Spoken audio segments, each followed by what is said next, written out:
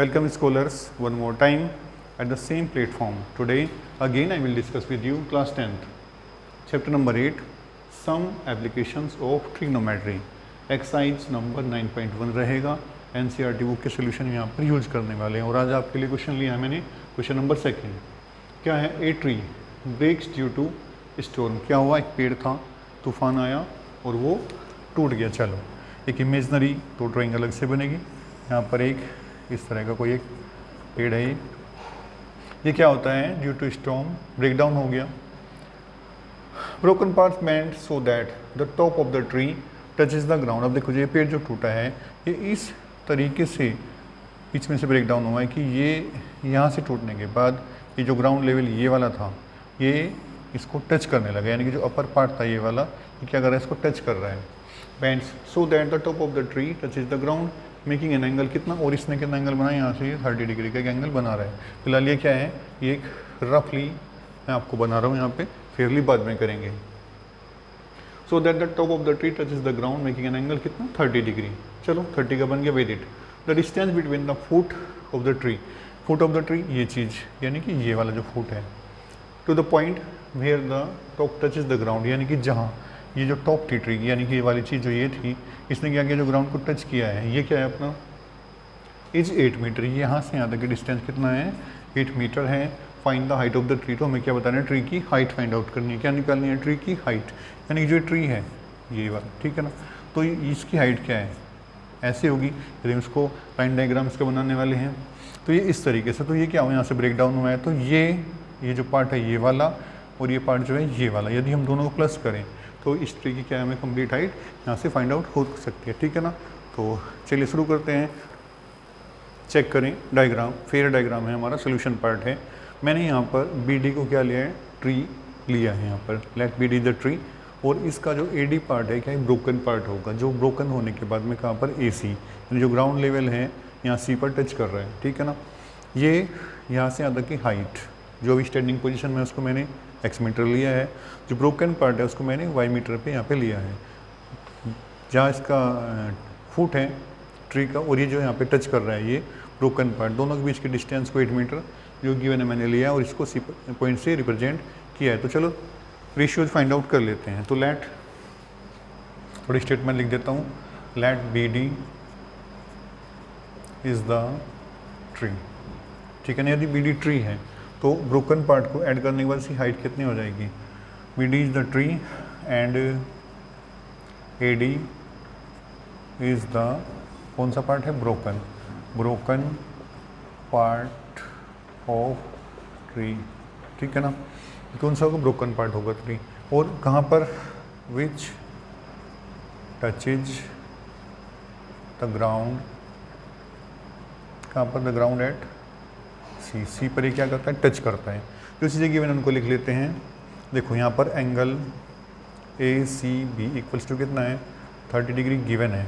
उसके बाद B C की जो डिस्टेंस है वो कितना है आपको, 8 मीटर गिवन है। अब हमें क्या क्या फाइंड करना होगा, अब चेक करते हैं हाइट ऑफ द ट्री। यदि हम फाइंड करें तो कितना होने वाला है, हाइट ऑफ द ट्री कितना होगा, ये चेक करके देखते हैं। क्योंकि हम क्या पूछा, find the height of the tree.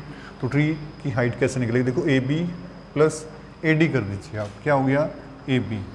फिलहाल ब्रोक डाउन होने के बाद ये स्टैंडिंग पोजीशन में है और ये ब्रोकन होने के बाद में यहाँ पे टच कर रहे हैं, तो A B plus A D हो जाएगा, A B plus A D. A B का कितना है डिस्टेंस, ए बी है हमने एक्स मीटर लिया है, ये वाई लिया है, तो ये क्या हो जाएगा, एक्स प्लस वाई मीटर। तो हमें height of the tree find out करने के लिए एक्स की वैल्यू और वाई की वैल्यू दोनों की वैल्यू रिक्वायर होंगी, तभी उनका ऐड करने के बाद हम लोग height of the tree find out कर सकते हैं। तो चलो देखते हैं। इन ट्राइंगल कौन सा लूँ मैं, A B C. A B C right angle होगा, ये अपना 90 का हो जाने वाला है, ठीक है ना। तो चेक करते हैं अपना। यहाँ से मैं एक्स और वाई को अलग अलग फाइंड करने के लिए फर्स्ट ऑफ ऑल मैं ट्राई कर रहा हूँ 10 के साथ। क्या रेशियो लेने वाले हम 10 30 के अकॉर्डिंग। 10 क्या होता है अपना, पी अपॉन बी होता है। रेशियो के लिए अपना फॉर्मूला लिख सकते हैं, ठीक है ना। यहाँ से रेशियो जो फाइंड आउट कर सकते हैं। मुझे क्या ले लिया मैंने, 10 लिया। 10 किसके इक्वल है, पी अपॉन बी के। तो पी क्या है मेरा, परपेंडिकुलर कितना है मेरा, ए बी। और बेस कितना है हमारे पास, BC है। tan 30 की वैल्यू 1/√3 होता है। आगे बढ़ते हैं, देखो ये चेक करो, ये भी कितना हो गया x, तो मैंने इसको x ले लिया।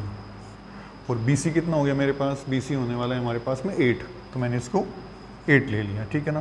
क्रॉस मल्टीप्लाई कर लेते हैं, स्टॉप, क्रॉस मल्टीप्लाई कीजिए, x यहाँ आएगा और ये वहाँ चला जाएगा। पहले सिस्टमेटिकली कर लेते हैं, मैंने क्या किया 1/8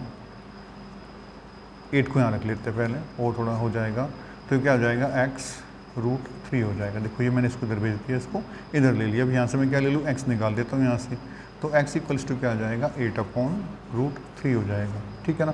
ये किसकी वैल्यू आ गई, फिलहाल x की है, लेकिन किस फॉर्म में है, 8/√3 यानी कि रेशनल नंबर की फॉर्म में है। आज मैंने डायग्राम को इधर लिया है, काफ़ी अनईजी फील हो रहा है, फिलहाल कंटिन्यू रहेगा इसी के साथ। सेम ट्राइंगल में यहाँ पे यूज करने वाला हूँ, सेम एज। और इस बार मैं क्या लेने वाला हूँ, क्योंकि मेरा ना x तो आ चुका है, अब मुझे किसकी रिक्वायरमेंट है, एनी हाउ मुझे y और मिल जाए, यानी कि हाइपोटेन्यूस को मुझे यूज करना होगा। हाइपोटेन्यूस के लिए एक प्रॉपर फॉर्मूला यहाँ पर है और यहाँ पर है। उस फॉर्मूले के अकॉर्डिंग मैं क्या लेने वाला हूँ, यहाँ से मैं पहले वाला फॉर्मूला यूज करने वाला हूँ, जो हमारा रेशियो है पहले वाला उसको। तो वो क्या हो जाएगा sin 30 इक्वल्स टू कितना होने वाला है, sin 30 को आप चेक करें क्या हो जाएगा मेरा P, परपेंडिकुलर कितना है हमारे पास में AB है, और हमारा हाइपोटेन्यूस कितना है AC है, तो मैंने लिख लिया AB